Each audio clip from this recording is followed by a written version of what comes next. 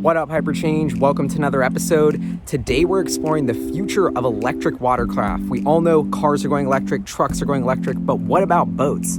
On our amazing, beautiful waterways, I'm here in Seattle on an apocalyptic day. The fires are raging, so I thought no better scenario than to go check out Pure Watercraft. They're just around the corner. They're a startup that's been working for almost a decade to commercialize electric boat technology and make it so we can enjoy our amazing lakes, rivers, oceans, all of that stuff without feeling guilty and burning fossil fuels. Is something I'm personally super stoked and passionate about. And so today we're going to get a behind-the-scenes look, interview with the CEO of Pure Watercraft, get to test the product ourselves, and see what the hype is all about. Really excited to take you all on this journey and learn more about this startup that I think is onto some really, really cool stuff. Let's roll.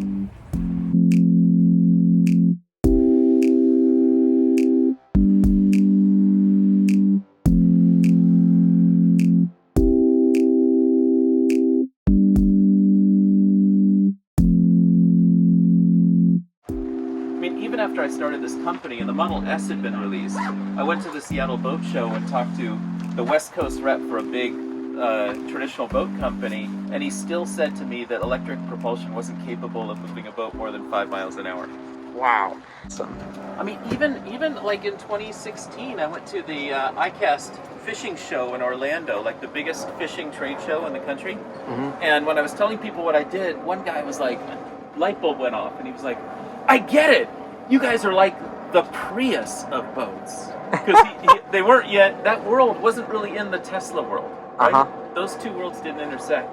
So what we were doing is bridging a really wide gap between the Bay Area, where even in, I think it was 2015, CBS went door to door in Atherton and looked at just cars with new car plates. Uh-huh. And I think it was 60 or 70% of them were Teslas in Atherton. Like, that's what Atherton was like even 5 years ago. And it was still, even later than that, in the fishing and boating world, they weren't really thinking Tesla yet. They were still on the Prius was the electric car. And so, do you think a lot of the fact that boats haven't been electrified yet is due to the fact that battery density wasn't there, or it took that focus, and now you think the technology with the batteries and the electric drivetrain's ready, and it's just about putting those pieces together, basically what Tesla's done for cars? It's so the hardest part is it's partly what you said, the technology isn't there yet. One of the reasons is that boats are a lot more weight sensitive than cars are. When you're in a Tesla at 65 miles an hour, almost all the resistance you're fighting is air resistance. Uh-huh. And for that, your weight is totally irrelevant. The weight matters at low speed, like under 20 miles an hour, it's mostly rolling resistance, then weight's a factor. But in a boat, at top speed, your main resistance is wetted surface friction, and that's a function of the surface area touching the water, which is a function of weight.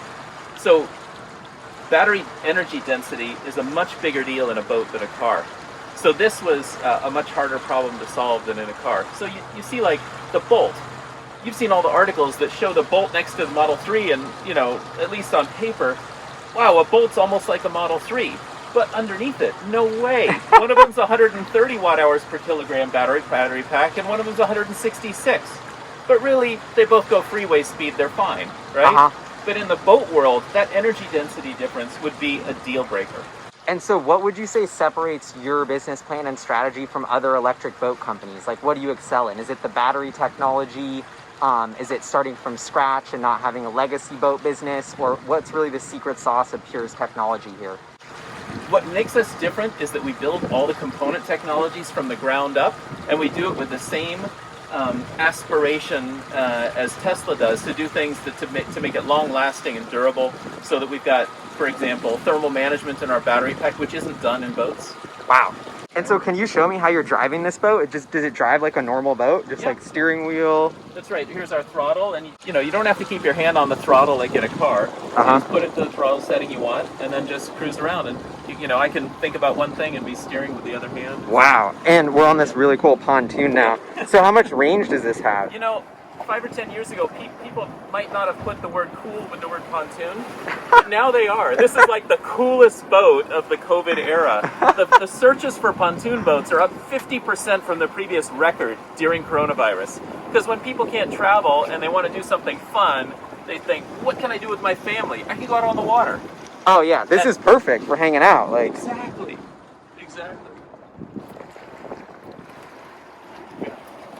So wait, sorry, I missed that. What's the like range and like top speed, some specs here? Yeah, so that boat that we're looking at over there can go almost 25 miles an hour at full speed. This one, boat, 25 miles an hour? yeah, Wow. and that's the bass boat. This pontoon boat now is 14.5 mile an hour top speed, but we think with a little propeller design for this hull that we can get that up to about 16.5. I'm thinking about range anxiety because I just Yeah. got my Tesla, and that's like the one thing I'm always worried about, like how much range. So Yeah. am I going to be able to chill on this pontoon with my family all day and not worry about a charge? Like how does that work? It kind of depends on the range of what your day is. So people on a small to medium sized lake can do whatever they want all afternoon long, and they're fine. Since we have the modular battery pack, as I was talking about earlier, you can put a 2 battery pack system on your boat, and you have plenty of range, or a 3 batteries pack system, or a 1 battery pack system, depending on what your range requirements are. Range number, like miles or kilometers? Do you guys is there no stat? Or All your energy goes into top speed, so you can cruise around at this speed basically for more than a day.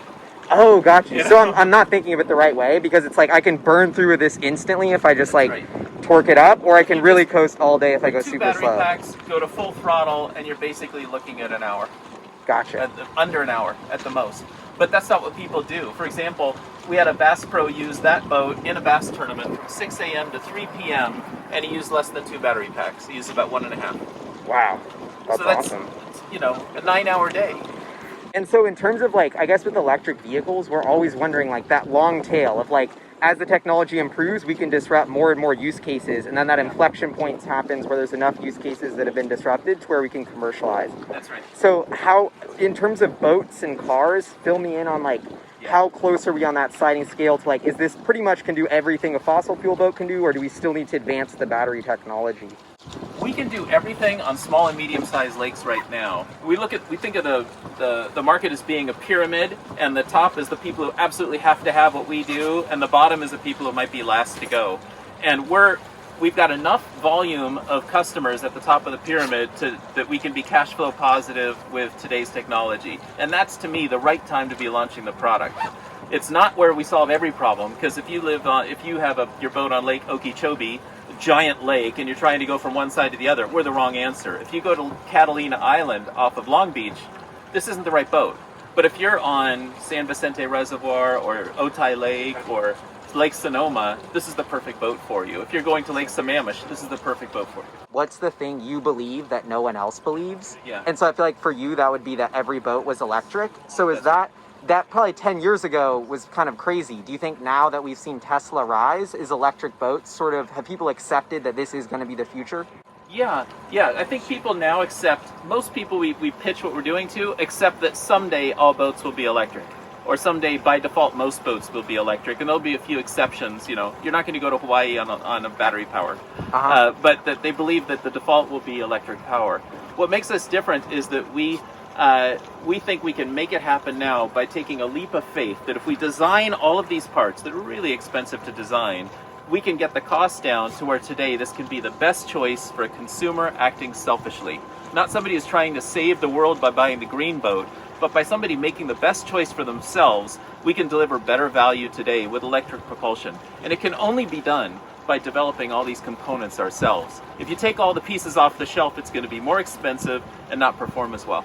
And that's what I think, I got really interested in this, was that I've seen Tesla reach that inflection point of electric, and now I'm starting to look at, airplanes and watercrafts, and it seems like Tesla and Elon can't focus and do everything at once, and there's these sort of plethora of different startups that are taking advantage of these advances in battery powered electronic technology and starting to commercialize these other sort of segments of vehicle verticals, which is exactly what I see Pure doing. So that's kind of why you guys caught my interest, is because I feel like the timing is so perfect, like a decade of working on this technology. Now you're ready to ramp and scale. So can you talk to us about that inflection point as a company, going from sort of R&D beta to now scale production, and what that looks like for you? Yeah, first I'll say that talk about the obvious thing, which is, God, 9 years in, why did it take so freaking long to get to where you are today? And I would have said when we launched this company, hey, we'll have something out in 2 or 3 years. And what you learn is if you have to build all these components, it's no easy task, and they all have to work. If you have 100 parts in your product, and we have more than 100, if you have 100 and 99 work and one doesn't, you don't have a product yet. So that difficulty of getting that last component to work is incredibly tough. Where we are today in transitioning from R&D to production, it's kind of a cultural change. It's more than just a product change. It's going from, hey, it's okay to tinker and brainstorm, to we have to have our eye on the ball and get across the finish line and ship this damn product. Yep. Right? That's a fundamental cultural change. So when you talk to investors to raise capital for your company, what's the pitch that gets somebody excited? If I didn't want to change the world and make boats electric because I wanted to do good for the planet and be sustainable, but because I wanted to make money, how do you talk my language? We say, well, look, we can show you some use cases today that are better for our product, but we can also show you in the background that our advantage is growing 7% a year, that battery energy density and costs are improving 7% a year, and the other guys are sitting still or falling back, and we're advancing relentlessly at 7% a year. So when you think about that customer pyramid, we keep moving down and taking a bigger and bigger chunk that's naturally in our side. And we have natural scale economies they don't have. A gas motor is only efficient in a really narrow band. So for example, a gas outboard company has to build a different block for a 30 or 40 horsepower outboard, for a 50 or 60 horsepower outboard, or for a 25. But an electric motor has a really wide power range. So we can use the same design to serve a broad array of horsepower requirements without having to develop a completely different set of tooling for each one. So we reach scale economy at lower volume than they do. Wow. Awesome. Yeah, I love that point about your technology continually getting cheaper and the status quo sort of staying the same. That to me is why this is inevitable. That's right. And so now I sort of have a fun question.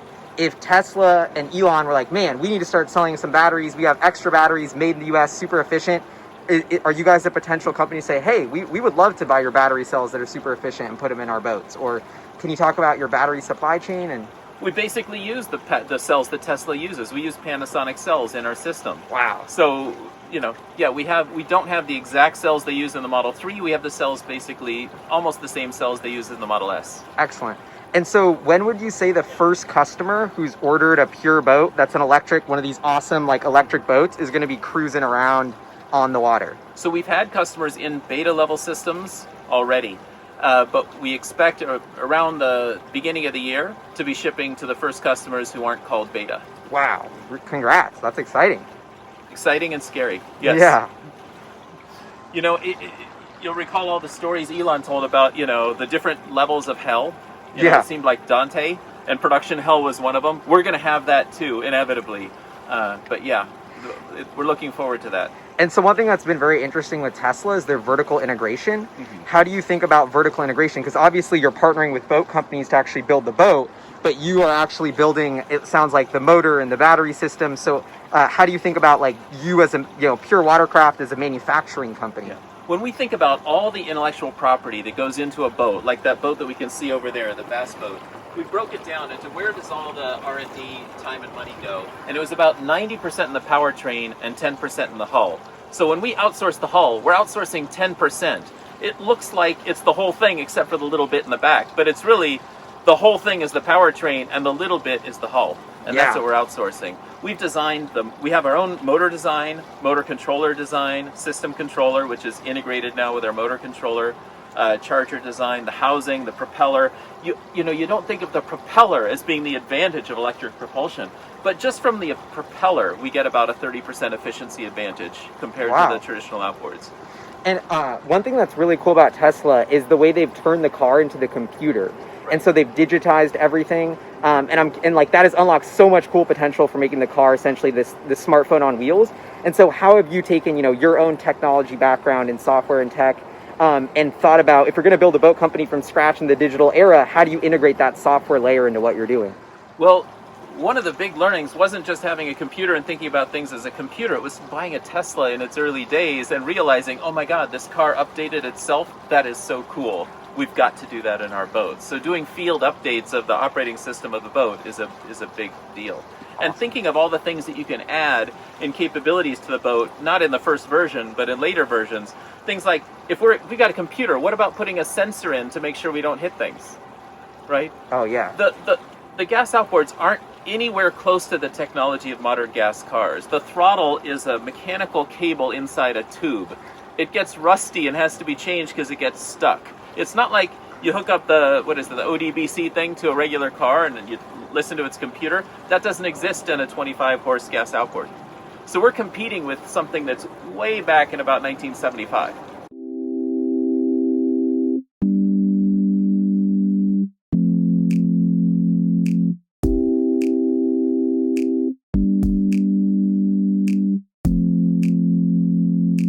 Talk about the weight of an electric vehicle, they're always known as very heavy. This outboard motor weighs 105 pounds, and it competes with a gas outboard that could weigh 240 pounds. So Wow. we save so much in the outboard weight that it buys us a battery pack. Is this ever going to be like a solar panel where we have a solar panel that if I get stranded on the lake, I can like recharge up, or is that just a fantasy? Crawl, walk, and run. We're not going to get solar panels in the way of shipping our damn product right now, right? But later you could do that. What's interesting with boats is what you can't do with a car. If we go 3 miles an hour, we use almost no power. So if you get down to the very bottom of your battery, you can limp home. Whereas in a Tesla, you can never go farther than you can at 22 miles an hour. Wow. If you go slower, your range is less. The way to optimize your range in the Tesla is 22. But in this boat, the slower you go, the farther you go. Yeah, no one's honking at us either because we've been going slow. Yeah. There's our battery pack. Wow, so you lift the seat up, that's the pack right there. Because there's a speed limit here. Just go perpendicular. You can see these yellow buoys. Just go straight. Hell yeah. All right, Cool. good with those? Yep. All right, I think so. Perfect. So just pull up on the bottom. Yep.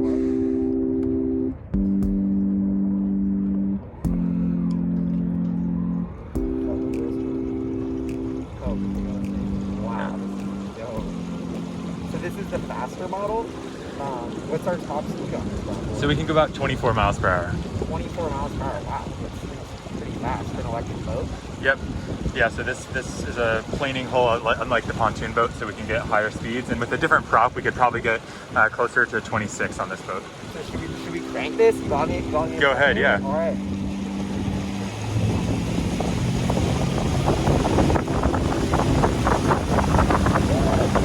I don't even like it.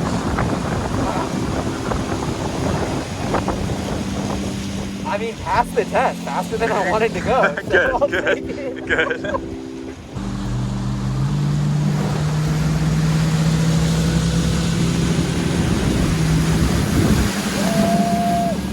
Gunning it, max speed here. You can go do some high-speed turns as well. That's sometimes fun.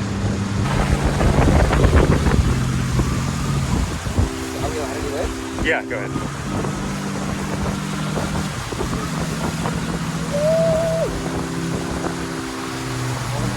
It's not gonna flip on us. No, no. We're going to flip it through us? Oh, alright, damn, that was sick. Holy shit. And I'm pumped because I know that in like 5 years, this is getting way faster. Like, this is the bait. I can already feel it. Wow, I'm so pumped. And like what Andy was saying, this technology gets better 7% each year. You know, the batteries are getting better, the powertrain's getting better. Like, it's already too fast for me, but I can tell this is only going to get way crazier in the future. Like, these are going to be real. Like, your Tesla is more fun to drive than any gas car. This is more fun to drive than any gas boat. Yeah, I can attest to that. And the game changer about the fishes.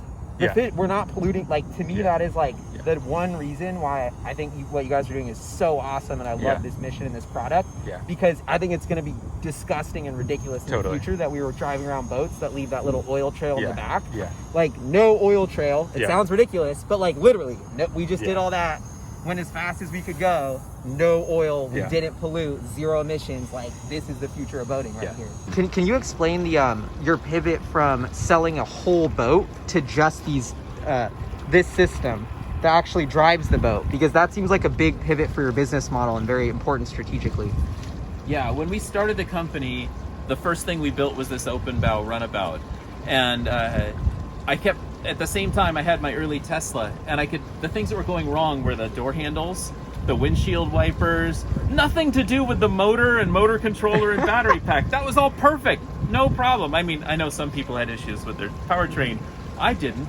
And it struck me that as we're building this big boat, and I thought of how to service it. Well, what if we have a customer in Chicago and we ship them this big, 4,500 pound boat, and they say, hey, I have a little problem. It kind of makes a funny sound. How are you going to fix it? What are we going to do? Fly someone there?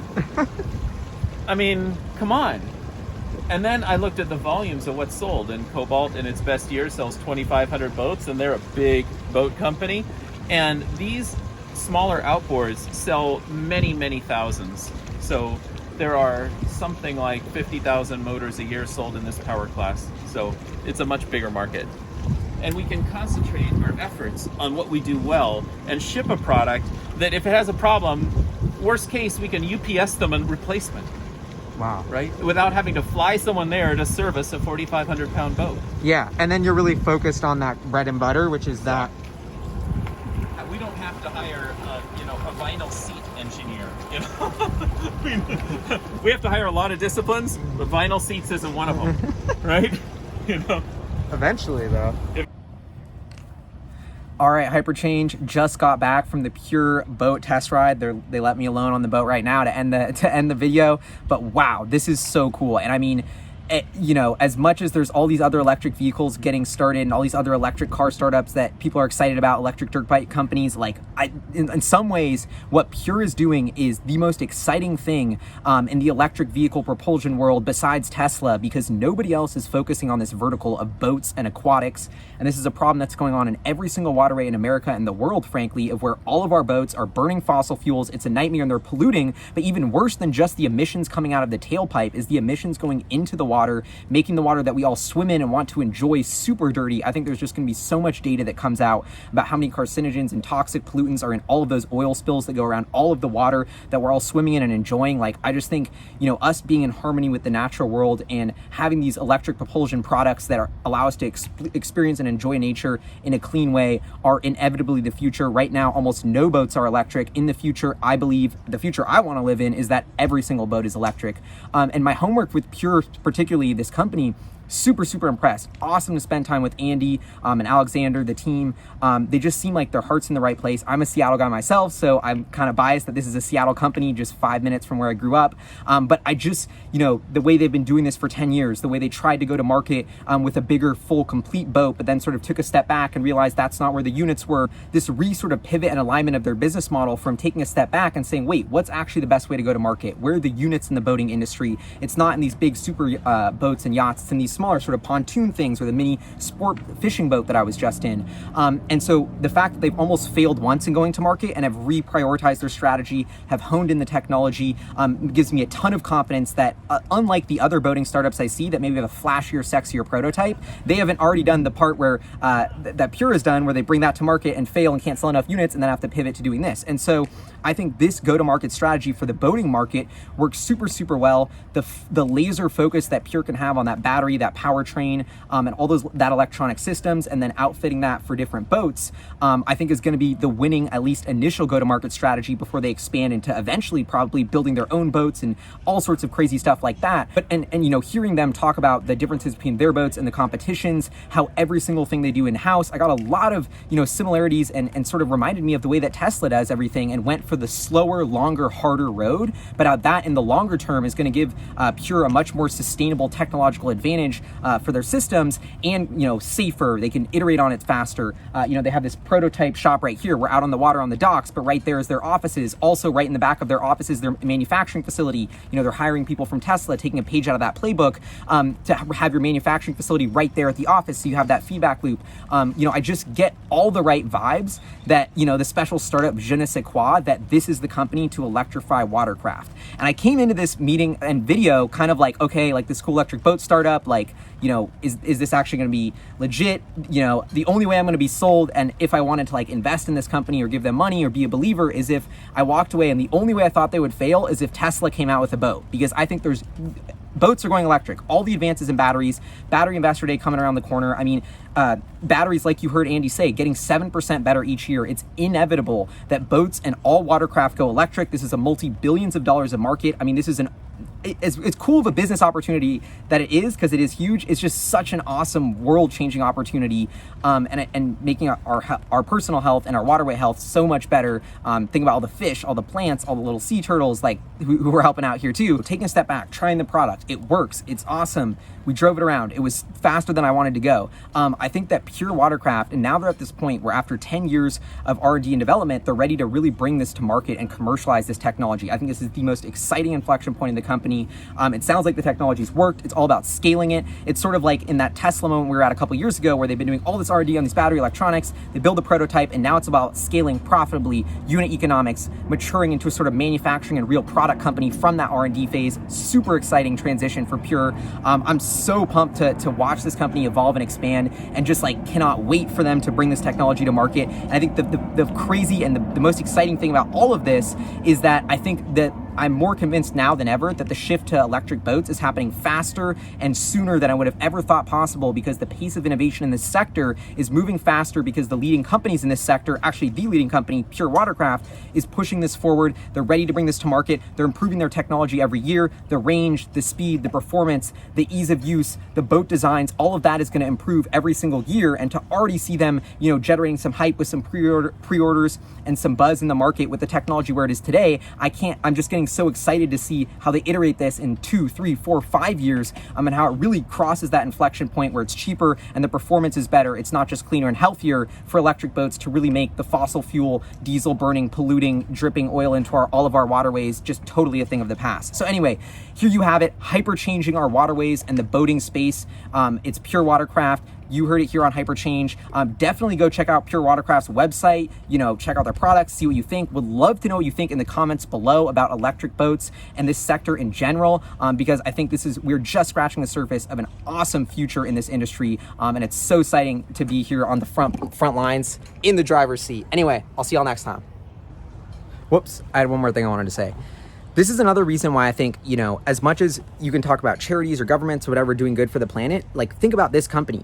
This to me should be a targeted R&D project by a government. Let's electrify boats. Let's build a universal charging and battery and powertrain component so that all of our waterways, which are an amazing national asset for our citizens and our country and our wildlife, and just such a precious natural resource that's so limited, why don't we not pollute that? And why don't we put a ton of R&D and turbocharge a program to electrify all watercraft to clean up this massive mess that nobody seems to be fixing? And private sector, this company, Pure Watercraft, is fixing this. This is something that's so good for the world that we desperately need, that just needs to happen ASAP. And it wasn't happening anywhere except in the private sector, in this little grassroots hustle startup here in Seattle, Washington, on Lake Union, the start of just this awesome, cleaner, future, brighter movement. Love it. All right, bro, my life's in your hands. Okay, here we go. I'm gonna turn up here. We'll go for it. Holding on.